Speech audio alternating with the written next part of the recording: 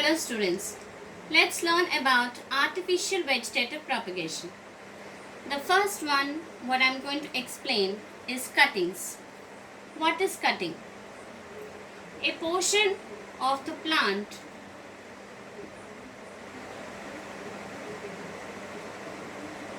is cut and placed in soil to give rise to new plants. Since these procedures are made by man, it's called as artificial propagation. In cuttings, I will explain about stem cutting.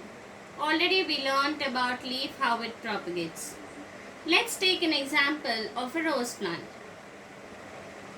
which is well developed and which is already having flowers in it. So, a portion of the stem should be cut and placed into a soil which is having nutrients. Remember, the cut portion shouldn't have any leaves. The leaves should be cut, but it should have at least 2 nodes for a new plant to arise.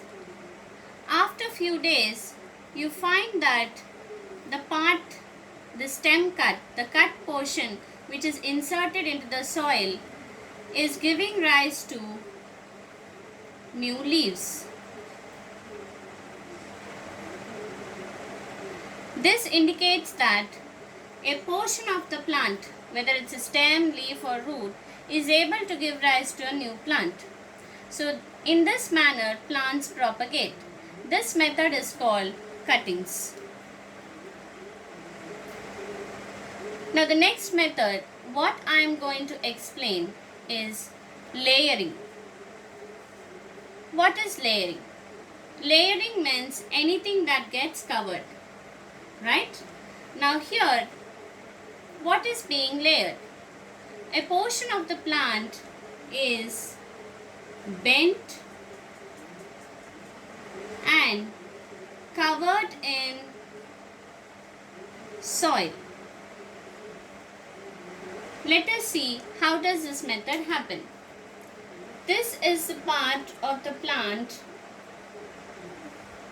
which is there in the soil with its roots. It is having beautiful branches which is having the leaves.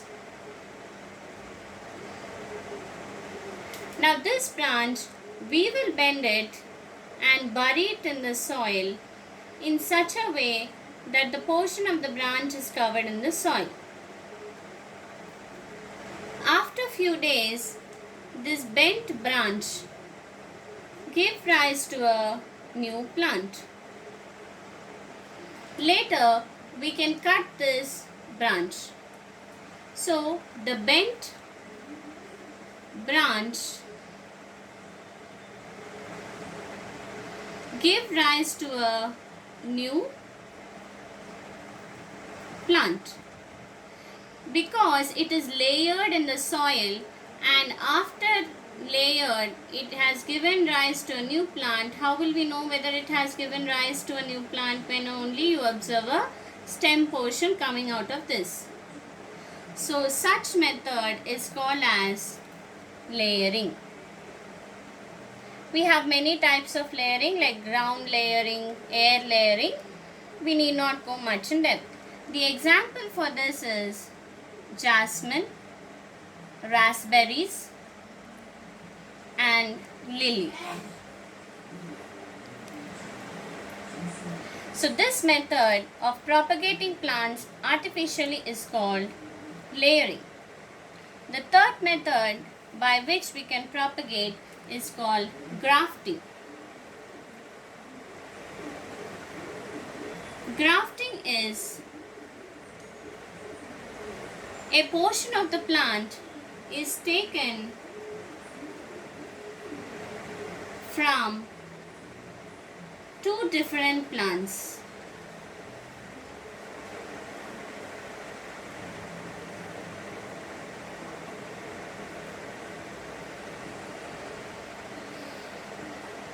Example, A is a plant, B is a plant. Let's take the example of mango. A is a plant which is having one desirable character, and B is a plant which is having one desirable character. I am giving you just an example. Let us think A is a plant of a mango which has a character of quick ripening, and B is a plant which has the character of giving more pulp. Now, a portion of the plant is cut from A, that is the top portion stem, and in B plant the down portion is cut, that is the root. The stem portion what we have taken,